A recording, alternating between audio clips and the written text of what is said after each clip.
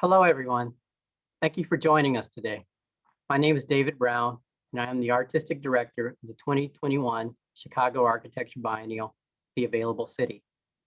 I am pleased to welcome you to today's program presented in partnership with the Hyde Park Jazz Festival, Activating Neighborhood Space, Back Alley Jazz as a Case Study. For those that are new to CAB, the Chicago Architecture Biennial is a nonprofit organization based in Chicago and dedicated to creating an international forum on architecture and urbanism through producing year-round programs and a biennial exposition of citywide activations for a diverse audience of designers, educators, advocates, students, and local communities. CAB's mission is to exchange and inspire professional and public audiences, highlight the transformative power of architecture, and envision a future for the field that is equitable and sustainable. Today's program is part of CAB's new model of free year-round programming. Programs held throughout 2021 are related to the edition named The Available City. The Available City is an ongoing urban design proposal that connects community residents, architects, and designers to create new concepts for shared space and collective agency in the city. I'm particularly interested in tonight's program as the Available City is an improvisational framework that is informed by jazz and improvised music that includes the work of Sun Ra and his orchestra and the Association of Creative Musicians, both of which developed in Chicago's South Side. Tonight's program demonstrates how a jazz event can directly organize a collective space in a neighborhood.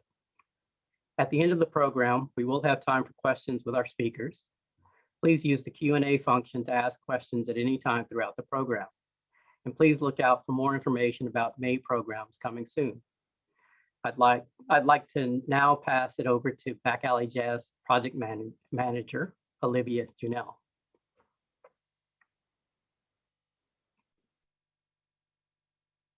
Hi, thank you, David, and thank you to the Chicago Architecture Biennial for having us. As David said, I'm Olivia Junell. I'm currently the project manager for Back Alley Jazz.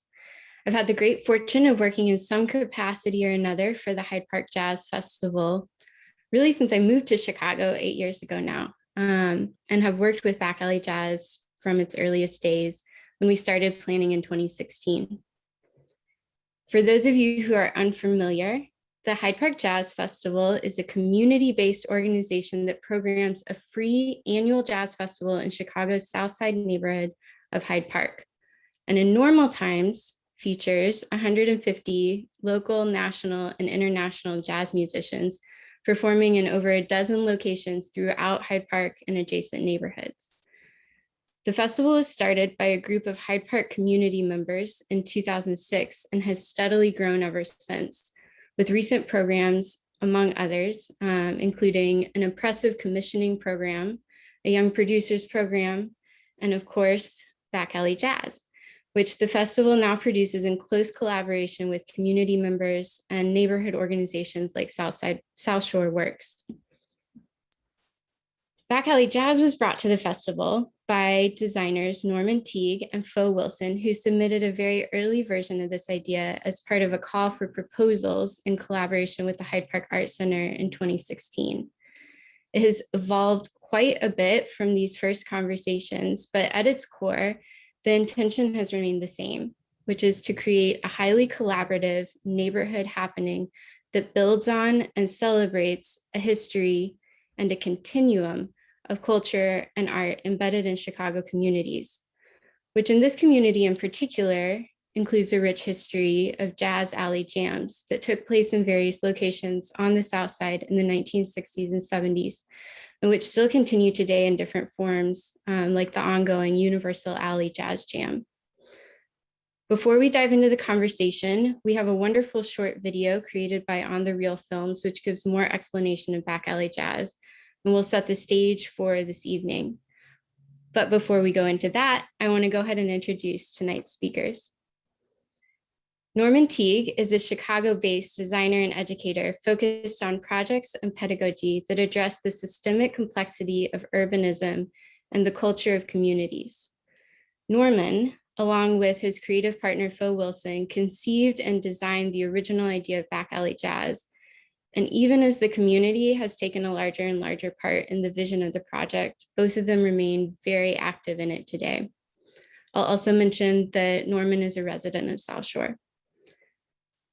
Jonita and Jeannine Sharpe, you'll hear us refer to Jeannine as Katie throughout the night, have helped lead Back Alley Jazz since 2018, when they bravely welcomed all manner of artists and designers and quite a large audience into their yard on South Paxton for one of the inaugural performances. Over the past 4 years, they have brought decades of experience in event planning and community organizing to the Back Alley Jazz Project, helping to evolve it significantly each year. The Sharpes have been residents of South Shore for 53 years. And then finally, we are very grateful to have artist, educator, curator, community facilitator, and South Shore resident Faheem Majeed moderating tonight's conversation. Faheem blends his unique experience as an artist, nonprofit administrator, and curator to create works that focus on institutional critique and exhibitions that leverage collaboration to engage his immediate and broader community in meaningful dialogue. The Back Alley Jazz Project has had the great benefit of Faheem's counsel and advocacy since its early days. This is a very brief introduction of some phenomenal people, so please visit the Biennial website for their full bios and follow their work. They are each making a sort of impossible number of things happen on a daily basis, so definitely worth following. And now, that's enough for introductions. We can go to the video.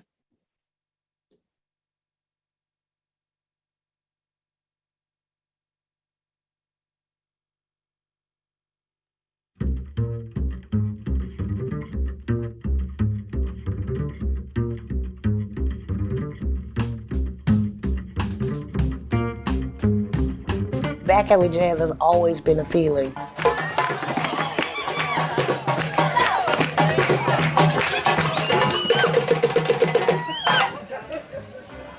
Back Alley Jazz was inspired by the historic Back Alley Jazz from the 70s in the south side of Chicago, and we wanted to revive it for today. The 4 homes on one block donate their backyard, and that the street would be blocked off, and that we create this festival. Artists and designers came together in community to produce a one-day event with music, with art, with design, just to have a good time and to be together. From what I knew of Back Alley Jazz, it was where my father used to go and listen to a DJ jam session. My father and people like Jimmy Ellis. Jimmy Ellis is a great saxophonist. Jimmy would get his friends to come, and so it became a scene. All the people in the community, from the elders to the children, would be together. I didn't have no idea it would take off like it did. It grew and grew to a point where the authorities felt the need to shut it down. And then there have just been these efforts to resurrect that spirit. All I ever wanna do is be where I can listen to a jazz band. Y'all say, jazz band, yeah. How do we bring people to the Jazz Fest, this demographic of people that we know live close by, but they don't wind up at the Hyde Park Jazz Fest? Well, let's not try to bring those people here, but can we really find out a way to take this thing to them? And Norman had some friends that were living on the block, and so we started to engage with those neighbors, and it quite literally organically grew from there. One of the co-creators, Norman Teague, called me, and as he explained the idea, I didn't hear more so music, I heard sense of community. So I immediately said, I'm in.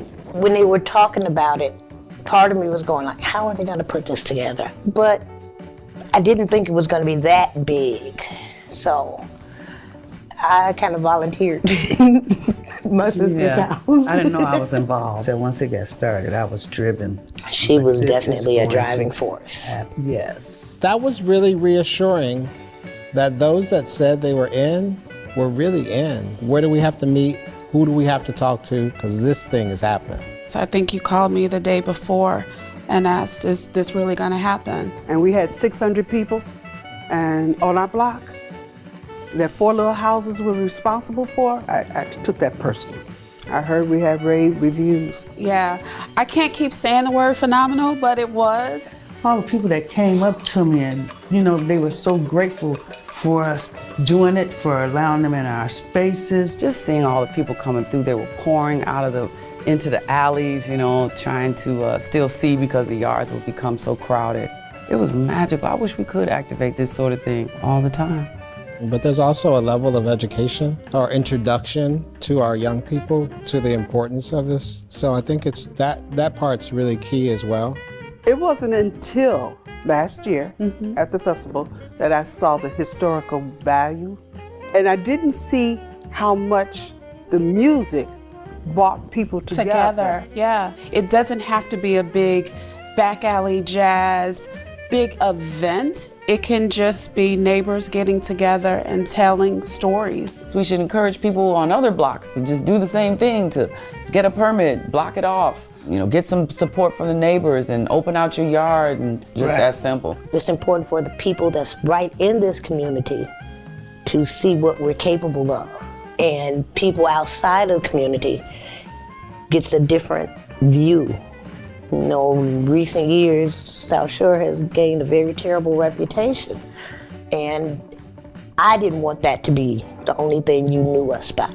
Back alley jazz is at its core about justice. It's about the right to express culture in your neighborhood and wherever you'd like to, and to ask for the resources to do that.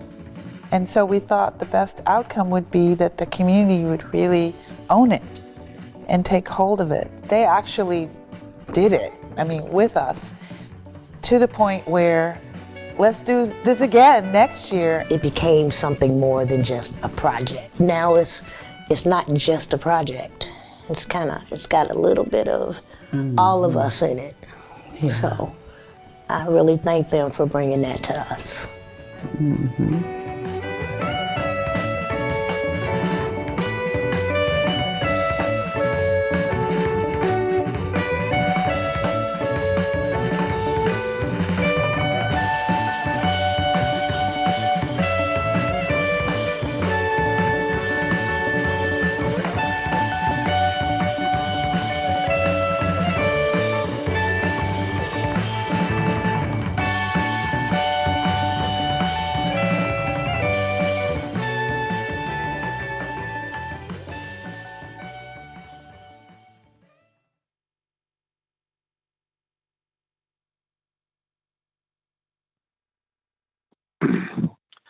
Hello, everyone.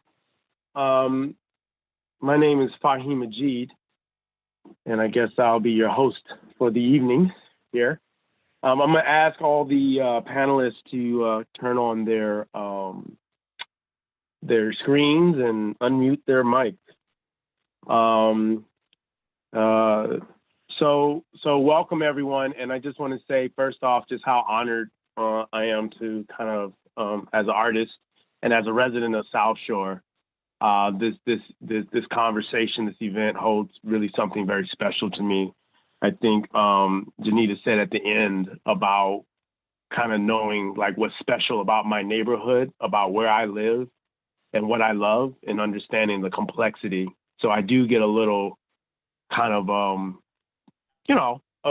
upset when I hear kind of how people or the media portrays my community, or I hear it. I understand the nuances of the beauty and the challenges at the same time. So I'm really honored to host this conversation and really applaud the work of Back Alley Jazz and everyone that had a role in it. And just so thankful for the Chicago Architecture Biennial to highlight this, and the Hyde Park Jazz Festival for supporting it as well. So with that being said, let's go ahead and get started. So welcome everyone.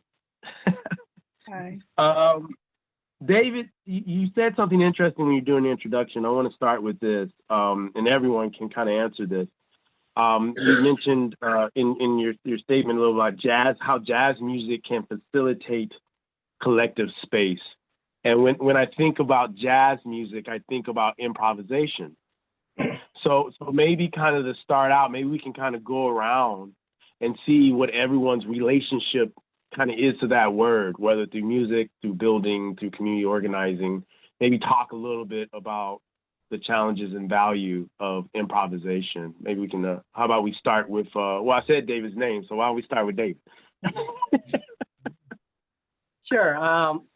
And I'll say, in a way, I have a long interest in jazz and improvisation, and thinking about it as it relates to architecture. It really starts with when I was in graduate school. And so part of it for me has always been interested in how you think about how the music is structured and organized, and how that really kind of leads to improvisation. So it's not necessarily the definition that you might find that says kind of without preparation. I think it takes a lot of preparation in terms of just learning your instrument if you're a musician, learning how to work and interact with others, listen and respond.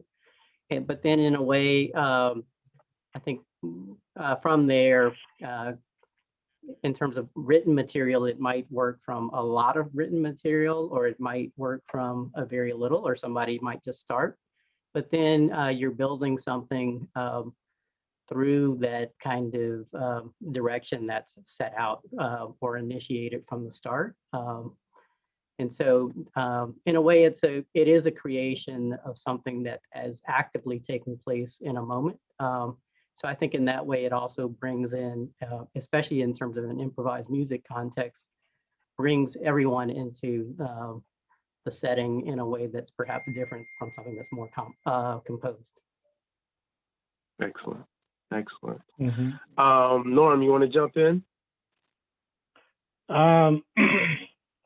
Yeah, I think for me, jazz has been, well, let me start from like thinking about back alley jazz and thinking about the history that we were trying to revitalize.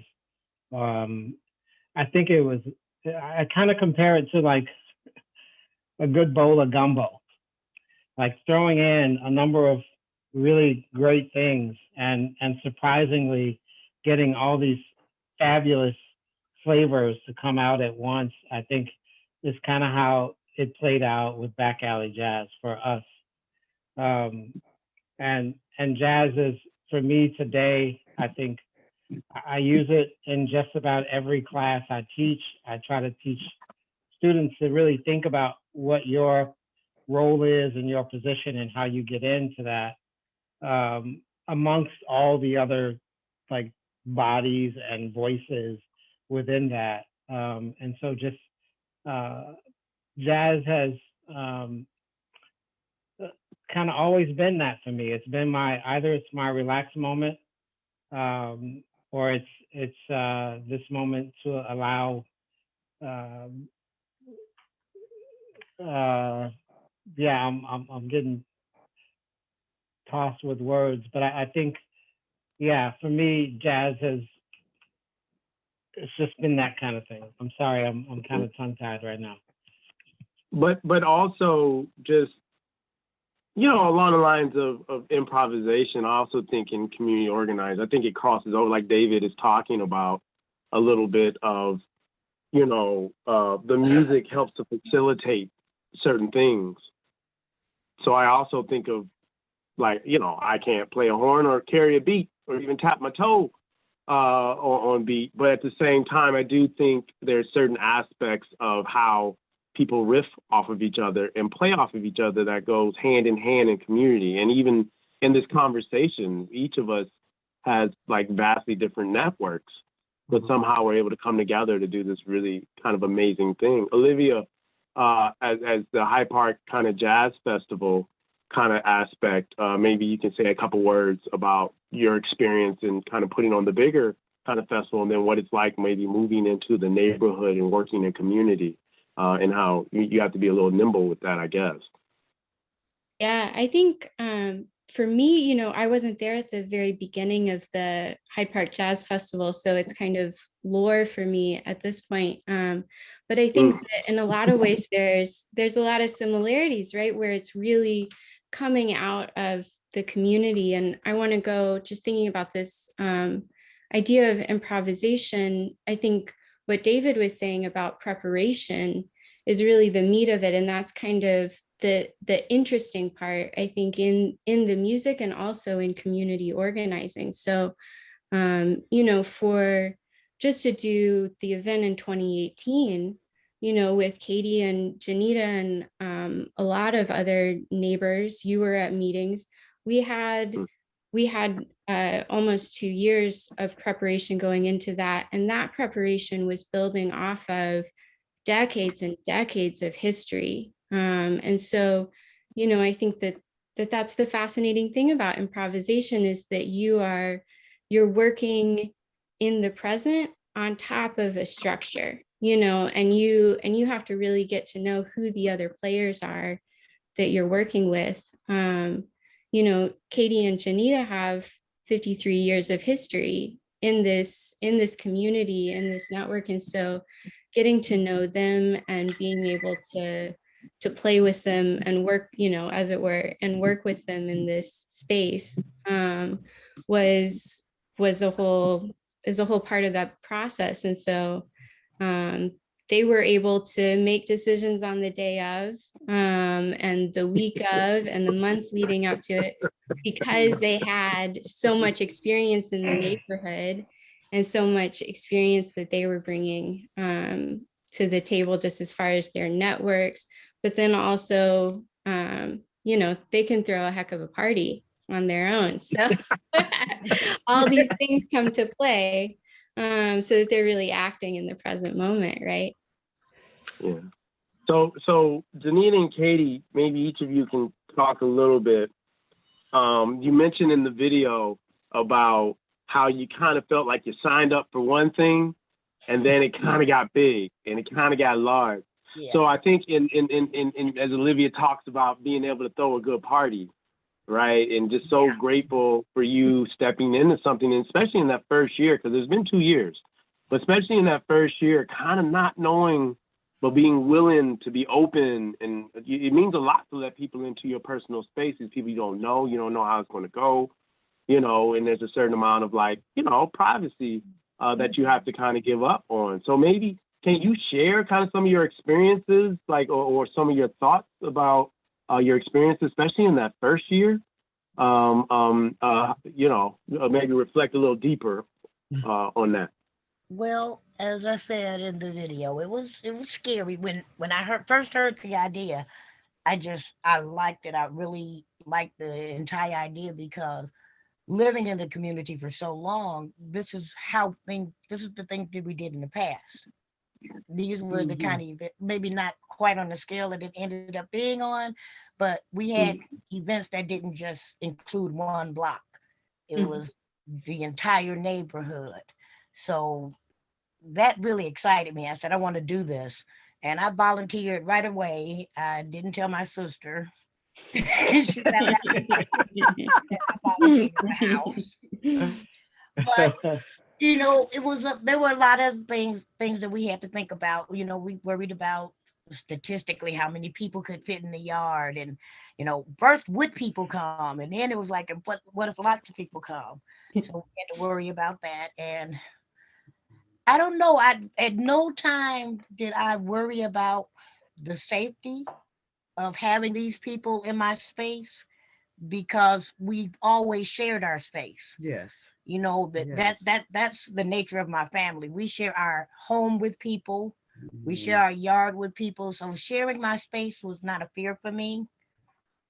If it meant people were going to enjoy themselves, I really liked the idea of having them come in. So it was an experience. Yes, it was. Yeah. Yes, it was. Yeah. And I was happy to join on. Once she told me about it, I was really excited. I mean, I have children that are in the arts, and my family, I have, my dad and his brothers and sisters, they were musicians, but just the thought of bringing people together and having a good time, I'm really about that.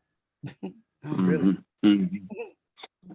Can you talk about the difference between, because if I'm not mistaken, Janine and Katie, you also hosted Sam Trump on your lawn the next year, right?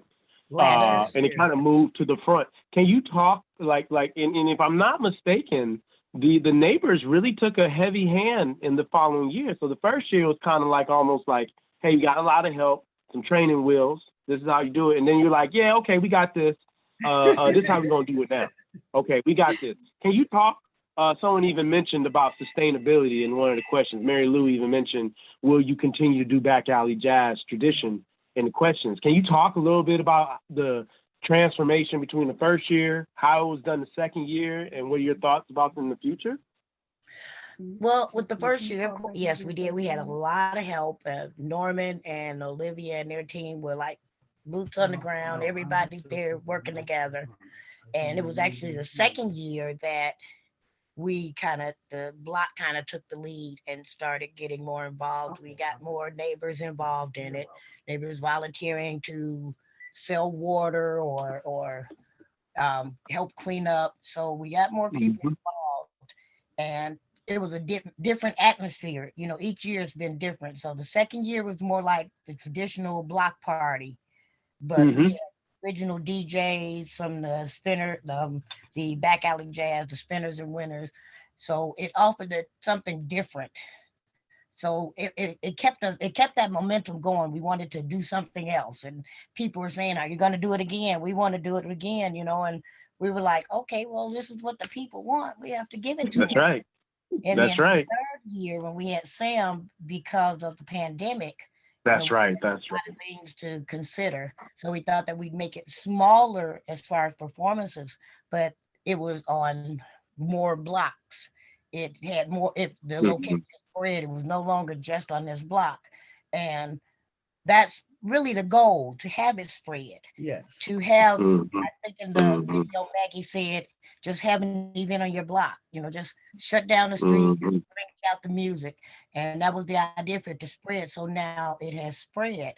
Sam Trump was excellent. I love to hear all the musicians. I love all of the musicians. I love that not only do they have this platform that's different from a stage, it's more organic, just being in front of the people. And it gives a lot of people who don't have a chance to go to concerts to see them. So that kind of makes you want to keep doing it. We have a neighbor, he just passed away, he was 95 years old. Yes. And he made it to the past three. He came out three of them, all three of them. Oh my God. And just knowing that he had that yes made us feel really good. Yep. That's really great. I also have a neighbor who has some mobility challenges. And what I really loved was it came down the street to my block, and it was across the street at the church. So my neighbors got to take part in that. And then they're like, where they going? They're going to say, oh, they're going down there. So everyone just kind of like followed it.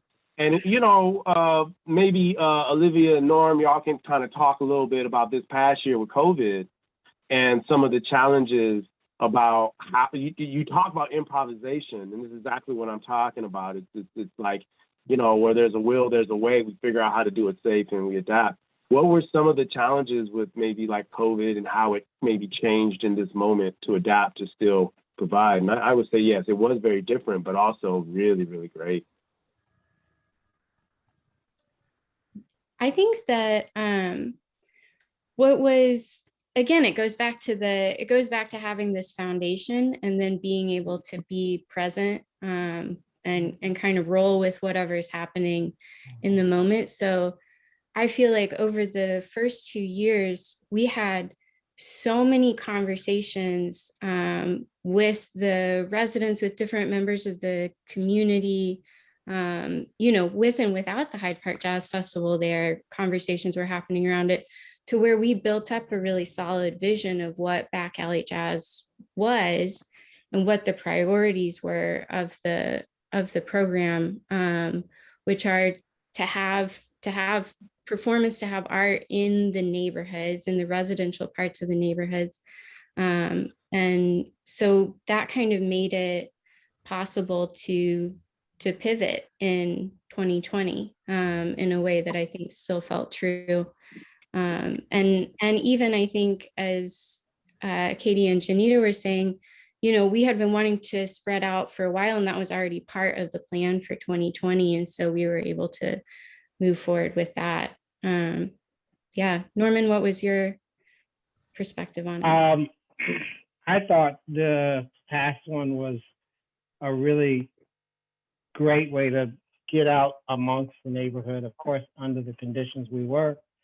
you know, we couldn't use the intimacy of yards, but I felt like, I mean, me and Leslie traveled around with this throughout, and just to know that the neighbors that started this in 2018 still had say in it, and the fact that it really covered a much larger part of South Shore, which makes me start to believe that it could stretch out to, you know, the Grand Crossings and the neighboring communities. I think one of the dreams of ours, me and Fo really thinking about this, was how does it start to branch out even further, and you know, adding that sort of step-by-step document that's on the Hyde Park Jazz Fest website was really like, how do we hand off the recipe to create this in your own neighborhood? So you guys did a really phenomenal job, and the artists are what really make it. And so the fact that we have so many amazing musicians and artists in the neighborhood, it was just an addition to it. So kudos. I will say, just to add a little bit, that you know, realistically speaking, it was not all positive. There were definitely a lot of challenges to last year, and I think you know, we got really used to, over the 4 years before that, to really communicating in person. And so, you know, I've spent a lot of time at Katie and Janita's dining table, and that's kind of how we got used to meeting and planning. And so there's definitely adjustment there, and having to figure out how do you plan things when you can't be in person in this way. And yeah, it's definitely, we're getting better at it this year, but I look forward to being at the dining table again soon. Yeah, I don't think, yeah, I know, right? Yeah, that's a challenge when you talk about community. There's ways we think about it. We think about the barbecue. We think about, you know, I also love having people in my home. It's the reason why I have my home is just invite people over. So it is kind of challenging during this time. So I totally, and once again, I just can't say how much it meant to be able to walk down the street during this time, and everyone was kind of spaced safely, take my kids out in the sun and be able to hear Sam, you know, in front, who's one of my favorite musicians. I love Sam to death. So to see that out in my neighborhood just meant so much, but also just allowing for it. So sometimes it's just opening the door, which I find also is sometimes you just make it possible and easy, then great things can happen. I want to talk a little bit, also I have a question a little bit about like kind of working with institutions. So I think in a lot of ways, the biennial this year, if I'm not mistaken, is thinking a lot about like vacant spaces and the potential of those vacant spaces as well. But Olivia and David, I'm assuming that you're dealing with a lot of community organizations right now, and then with like working with people like Katie and Janita, who, like I say, as a kind of institution of the neighborhood, right? But they don't probably have no 501c3 for the barbecue. It's just kind of like, it's right, you know what I mean? So I'm sure you're kind of like I think this is where there's a lot of potential. How are you kind of negotiating that, or how's that coming along? And that's kind of a broad question, I know, but I do see a lot of things popping up in the neighborhoods for this year, this biennial. Mm-hmm. Yeah.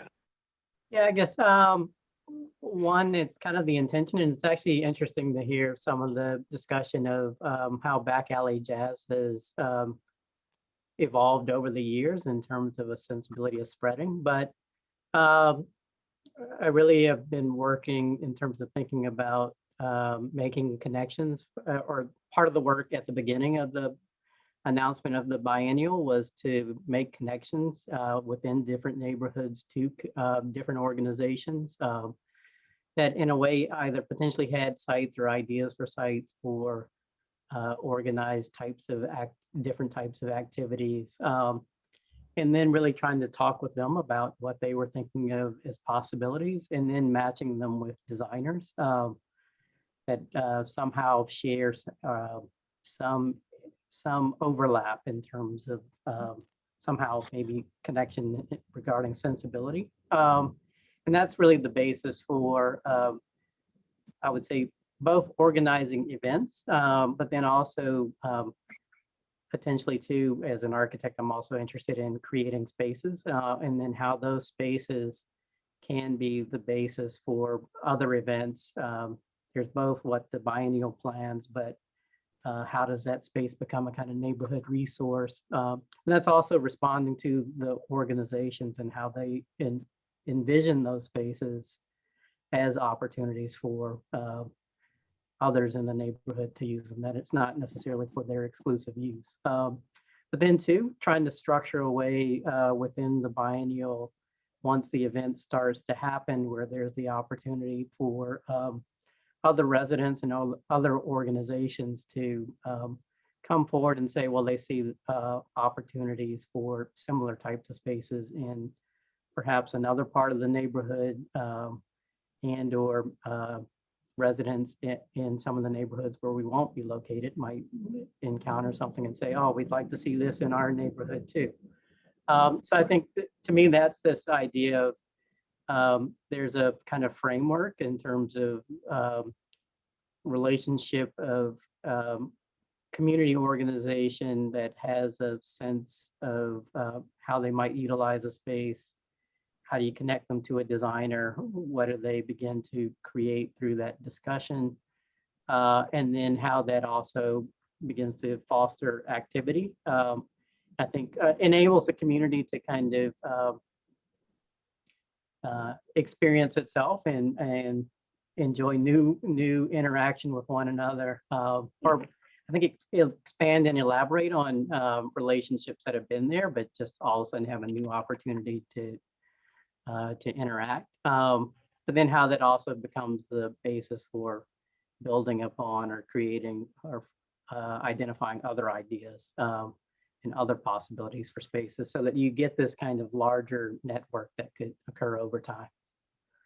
So to me, I guess it's been really good to go. I started this with really having already existing conversations with about 3 organizations, but have very successfully been able to expand that into both other neighborhoods. And I think having different ranges of types of sites. And so types of activities and events that can take place in those sites. So really looking forward to seeing how that evolves during the biennial, which will start in September. Excellent, excellent. Thank you. Thank you for that, David. Question for you, Norm. As a designer, right? And I know you pretty well. And I know you. Yeah, I know you pretty well. My neighbor and my boy. Listen up with me. Known each other for some time. But I also know that you're a passionate designer, but your passion is equal for community and working in space. And I know you've done many projects, too many to number or to name, working out in space. Once again, thinking about improvised space. So I guess the question is, what do you see as the role that design in the built space kind of plays? Like you as a designer, you as kind of in community, in a space. Here's an example of bringing back an event, but kind of getting maybe a little closer to your design practice. How do you see it in connection with your work with the Back Alley Jazz Festival?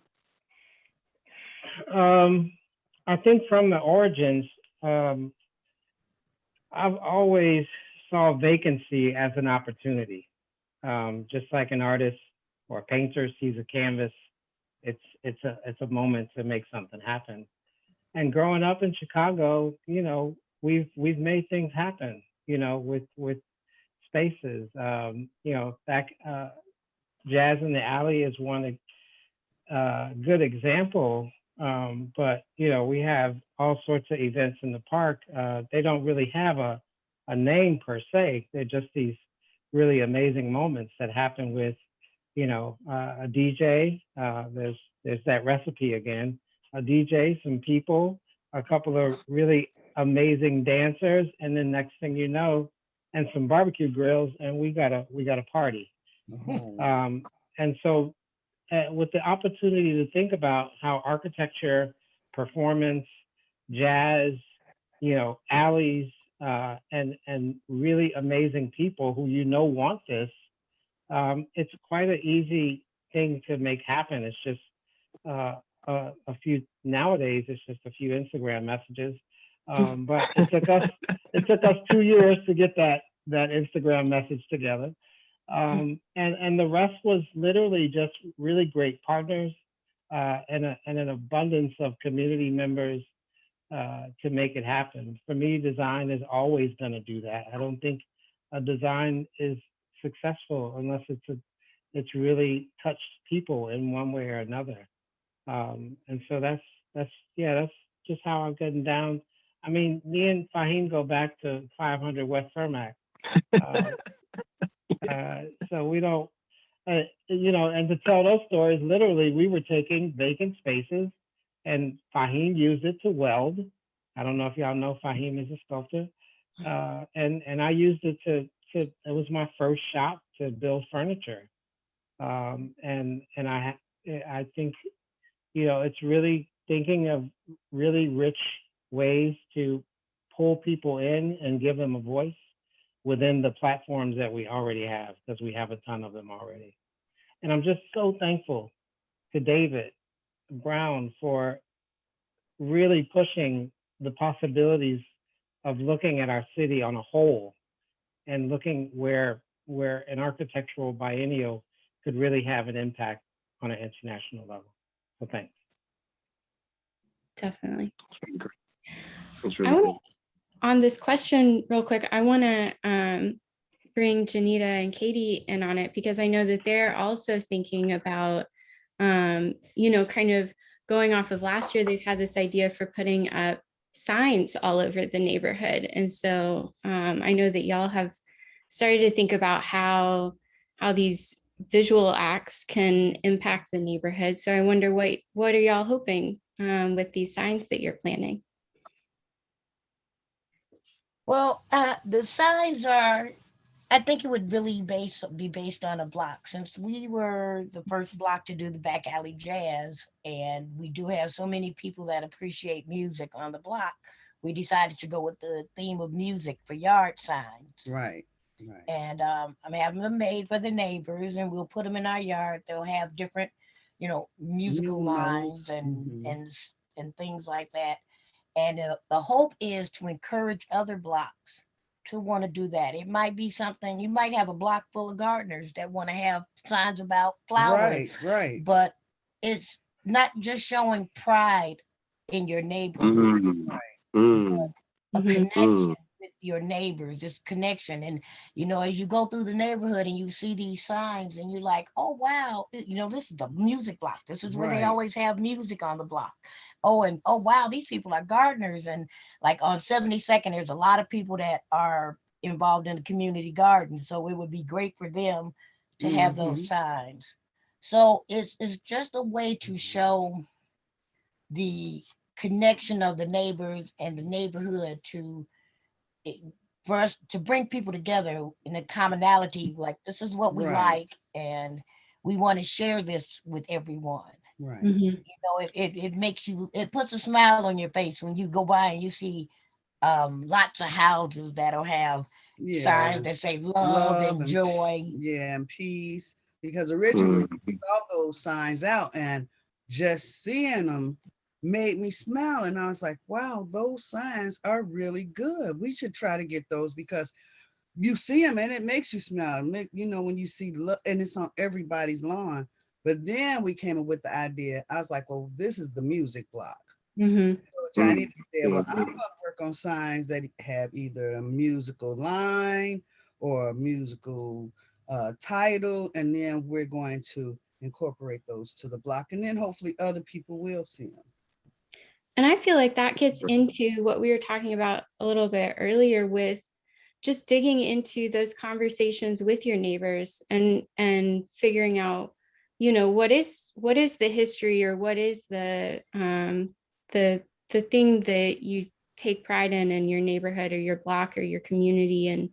And so I think having those signs as an instigator of conversation, the same way that the performances and just the act of doing back alley jazz, just that, not even doing, the act of proposing the idea to do back alley jazz led to a lot of conversations around, what is important in this community. So I think that the visual can really point to that. And I'm sure that that's something that David and the Biennial are thinking about a lot as well.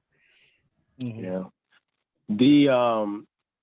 So I want to bring in a couple of questions that are coming through. One that's popped up a couple of times is, and I'm gonna spin this a little bit, but it's a little like, how can I bring this to my neighborhood? And I think in some sort of ways, there's two ways to think about that. And I think Jonita and Katie have kind of spoke to that a little bit. At the core of it, it's about pride, right? So maybe just to be a little more concrete, some people asked, I saw it on here, I'm not seeing it now, about, financially. Could you take a little bit, talk a little bit about how this event happens financially and how do artists get paid? Maybe that's something Olivia can talk about. And I think there was a difference from the first to second year, if I'm not mistaken. Mm-hmm. Yeah, we were fortunate to get a lot of funding for the first year from the Joyce Foundation and the Chicago Community Trust. And so we're really able to have a huge vision with it. And then the Hyde Park Jazz Festival has continued to contribute and do fundraising for the past 2 years and this year as well. But the funding has been a lot less. And so, we have found out what we can do on a very small budget. And for the festival, especially, it's always a priority to pay the musicians a good fee. And so that's definitely the majority of our budget now. And I think it has been hard to get funding for community-based things. And Maggie Brown actually in the video talks a little bit about that too. But now we also have, I think just today got announced the Chicago 77 with the city of Chicago investing some number of millions of dollars in neighborhood initiatives. So we'll see what happens with that. And I think that just in the past couple of years, there's been a lot more attention starting to be paid to doing stuff in neighborhoods. So I hope that continues to gain momentum. I think that it is a huge question of,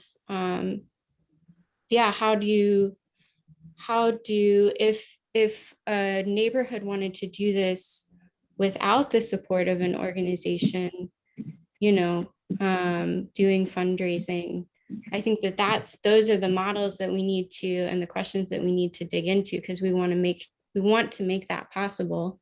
It has happened for many years with just the resources of each individual community. But it would be great if there was a way to funnel more resources into these initiatives. Yeah. I mean, in a way, earlier we said it started to kind of move into the block club or the block party model a little bit. You mentioned that a little bit. How did someone ask a question about how it, let's see, what do panelists feel are the differences between and perhaps the intersection of things like a back alley jazz and the standard block party, which are very popular, obviously, throughout the city. Jonita, Jonita, Katie, can y'all talk a little bit about how is it different than the block party? I mean, we sectioned off the street. We had there are certain permits we could probably tap into that were block club related, but how is it different, or is it? Well, it is different. The permits are actually different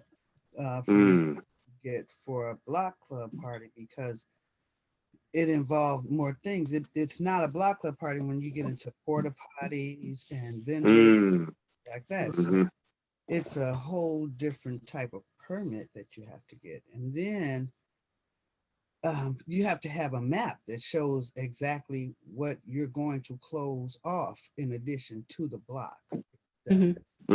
So it's a lot deeper than the block club party. Mm-hmm. Okay. Yeah, that's really helpful. The process That's is really different. helpful. Yeah. It would definitely Yeah. be good to go to your aldermen and talk to them about the process, because the process is very different from getting a block party at. And just as far as how it's different is just the intention behind it. The number of people. Is it just for your block? Is it for can other people just come and join in?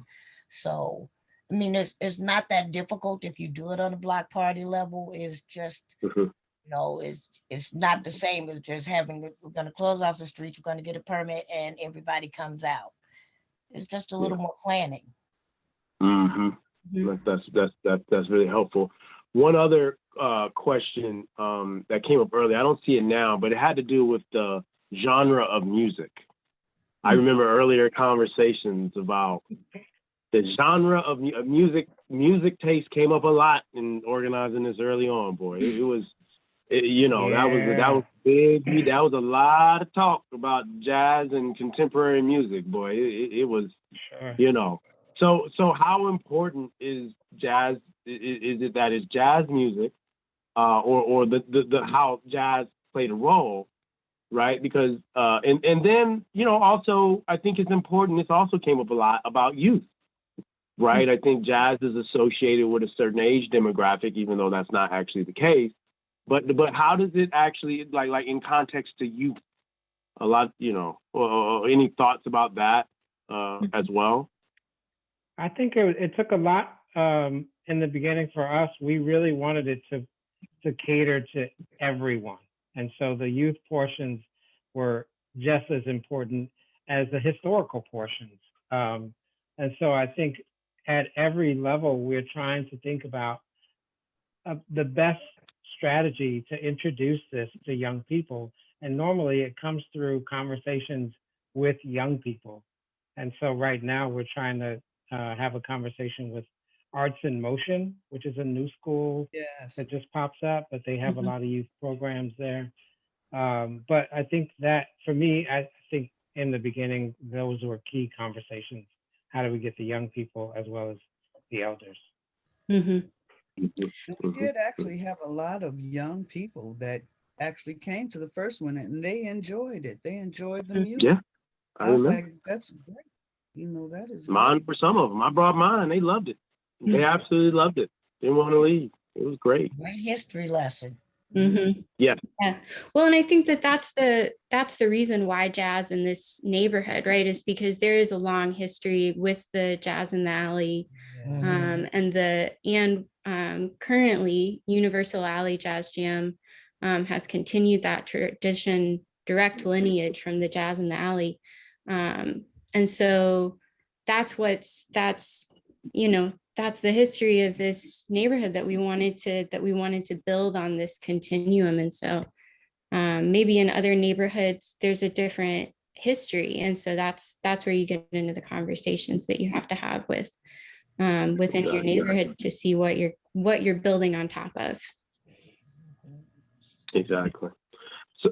So we are at 5:56. And I just want to make sure this is a part of an ongoing series of dialogues and conversations and some exciting things coming up. I didn't know if maybe David or anyone wanted to talk about some of the upcoming events that are going on, or how people can move into the next series of conversations, or if there are any parting words of wisdom as well.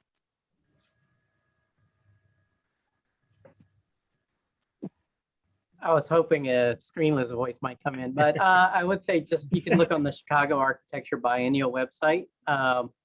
And right now we are doing these monthly. So the next one will be sometime in May. But I think as we get closer to the opening of the Chicago Architecture Biennial, which is going to be mid-September, we may in fact be increasing the frequency a little bit. And I think in particular during the biennial, we'll be hosting a lot more events, and be on the lookout that we will be in different, we'll be having an exhibit of of spaces and kind of activations in different neighborhoods. And we'll have other announcements that give greater detail, but we'll be moving a little bit around the city, highlighting some of the different neighborhoods, both in terms of what's being activated explicitly by the biennial, but also I think just looking to foreground what are already similar spaces or other opportunities to enjoy the arts, find out what else is happening in the neighborhoods in terms of potentially food, music, etc.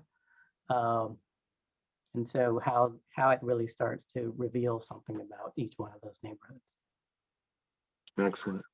And I guess one of my last questions questions is, when's the next Back Alley Jazz Festival gonna happen? August 7th. We have the All date. right. All right. August 7th. Any sneak peeks? What are we doing? We doing any? Oh, we definitely Janita, coming to a neighborhood near you. How's that? Like, what's going on? Y'all still working through it, or what we got? We got some hidden gems. We're working on it. Yep. All right. There's also a donations page or link on the page that everyone can go to help pay these artists. Okay. Yeah. Okay. Look at that. We got some volunteers, some musicians in the chat. You should definitely snap that up. Mary Lou has volunteered her husband. Look at that. They just given up. Mary Lou has given up her husband. Jazz upright bass player. Just gave him over. We'll find a spot. Mary Lou It's like, took a take page him, out of please. my book. Take him. You got a Jazz, just take him. It's a small sacrifice. That is a small sacrifice. But that is, I mean, that's the spirit, you know, it is. And I do want to say, I just recall moving from the first year to the second year, some of the concerns about the amount of money. Like, you know, sometimes you needed some money to prime it, but what's just really wonderful was to see the neighbors just, I mean, kind of not really concerned about that. They were like, it was just like, no, this is an important thing. We can do this. We've seen it, and we're gonna make it happen. And that, when you look at Back Alley Jazz, you look at how it wasn't, you know, it was some seats, some chairs, some music, some talent, and people just made it, kind of figured out how to make it happen. There's a will, there's a way, and I just once again commend, you know, all the participants and the people that, it's like the audience become the participants, and that's what I love it. 1 minute you're sitting in the stands, and the next minute you're on stage. The next minute you're helping to serve food, and that's how something survives. When people ask about longevity, once again, it's nice to have some outside support to do some things, but that outside support is not going to sustain your event. So you have to, if you want your neighborhood to be a certain way, or have certain things, then stop looking. Like, we can't look around. We got to look within. So get together, you know. And if I'm out there picking a banjo, you know, or whatever, we gonna, you know, beatbox, whatever, we gonna make it happen. So I think in a lot of ways that's what it is, and that's contagious. That is truly contagious. Yes. And it starts to the neighborhood. So I just can't say once again how grateful I am to be here. Thank you so much for inviting us. Thank all the panelists as well. And we really look forward to the next Back Alley Jazz Festival, the Hyde Park Jazz Festival, the Architectural Biennial as well. So thank you all for coming out. Thank you. Thank you for having us. Thank you, Faheem. Thank you. Thank you. No problem. Thank you, David.